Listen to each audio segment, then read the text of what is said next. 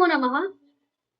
Welcome to the episode 4 of the inscription series, and from today onwards, we will be beginning with the next inscription, that is Allahabad posthumous stone pillar inscription of Samudra. The inscriptions found are mostly known or named on the basis of their places, regions. So we find the pillar inscription, that is Stambha Prashasti of Samudragupta at the fort of Allahabad, which is of great historical importance as it shows the political strategies undertaken by Samudragupta. Now, this pillar inscription initially was located at Old Kausham, which is 45 kilometers away from Allahabad, which was shifted to the fort of Allahabad during the Mughal Empire. The top part of the pillar has inscription of Ashoka and the bottom part has the inscription of Samudragupta. Now the inscription is in prose and poetry. The prose begins with 8 to 9 verses about Samudragupta. This inscription does not mention about time period, but by the external evidences, it can be determined that the time was around 4th century CE. So before beginning with the inscription actually, we would see at first who actually Samudragupta was. The dynasty was of Guptas. First let's understand the dynasty, then we will move towards Samudragupta. The origin of Gupta dynasty's rule took place in 295 CE near Patliputra by Shri Gupta. Now his successor was Ghatotkacha, but his kingdom did not spread much. When Chandragupta I took over the throne in 308 CE, then onwards the Gupta Empire began to prosper. The marriage of Chandragupta I with the Nepal's Licchavi princess Kumara Devi played an important role in the progress of Gupta Empire. In 320 CE, Chandragupta I acquired the epithet of Maharajadhiraja, which led to beginning of the Gupta period, where the Gupta Empire was expanded till the regions of Ganga and Yamuna. The empire was expanded into 4 parts, namely Magadha, Patliputra, Ayodhya, and Tirupur.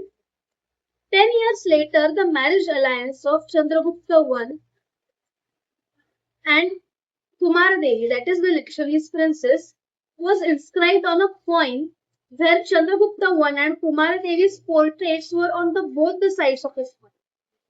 After him, as per the tradition, the eldest son should succeed the throne. Samudragupta succeeded him. Actually, Samudragupta's real name was Kachagupta. But because of his valor, he expanded his kingdom till the seas. That's why he is also called as Samudragupta. The name Samudragupta he has got only because of his courage and victory. Coronation of Samudragupta took place around in 330 CE. The actual independent start of Samudragupta's era began after death of Chandragupta I in 334 CE. The reign of Samudragupta is said to be a golden era. Till 344 CE, he had conquered almost the complete northern area, and along with northern India, Samudragupta even conquered many parts of southern India. Now, this inscription is not just Prashasti, that is praise of Samudragupta. It reveals his political strategy as well. Samudragupta conquered complete northern India and started ruling over the kingdom, whereas for the purpose of administration, he used the policy of Grahana Moksha Anugraha for the southern India, where he would first conquer, that is Grahana, then confer autonomy, Moksha. But that autonomy would be with certain restrictions, that is Anugraha. So about his Grahana Moksha Anugraha policy, we would in detail read about it while reading the inscription.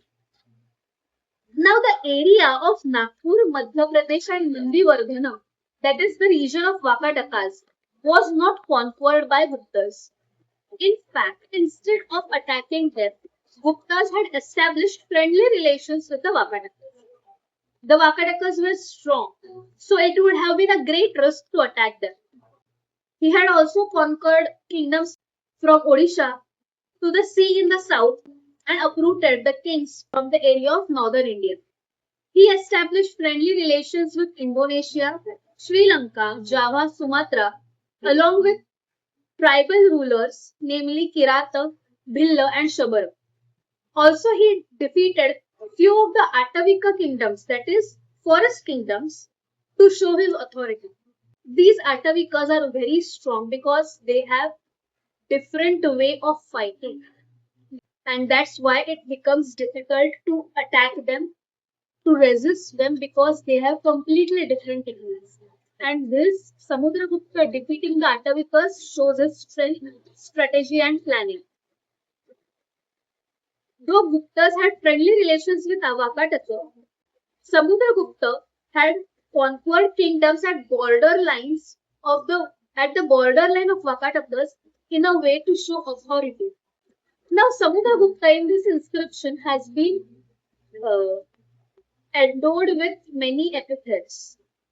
He is called as a courageous, shrewd politician.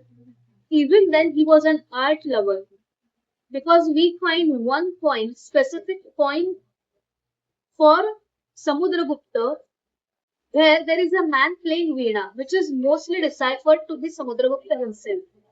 He had different epithets like Vyaghra Parakrama, Krutanta Parashu, Apratiratva, Baladitya, Chandra Prakasha, and, and the most important, Chaturudadhi, Salila, Swapita, Yashaha, that is, whose fame has tasted the waters from all the four directions. Few important points to highlight, that in Samudragupta's reign, Sanskrit became an official language. The reign of Samudragupta ensured financial stability, which led to progress of education, sciences, and art forms. Samudragupta performed the Ashwamedha Yajna, which happened after a long time period in India.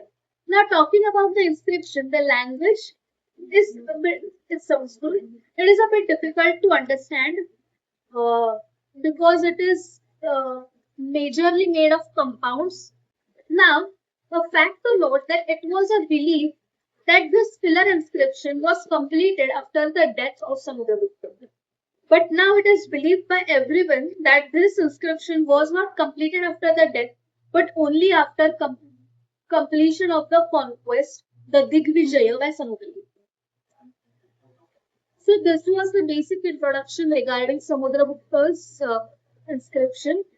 Now, in the next episode, we will actually read the inscription and in detail we will know about the preciosity, that is how he is described, and what are the policies, political strategies designed by him, and how his work was, and how the empire was during the Gupta period. Till then, stay tuned for the next episode. Dhanyavad.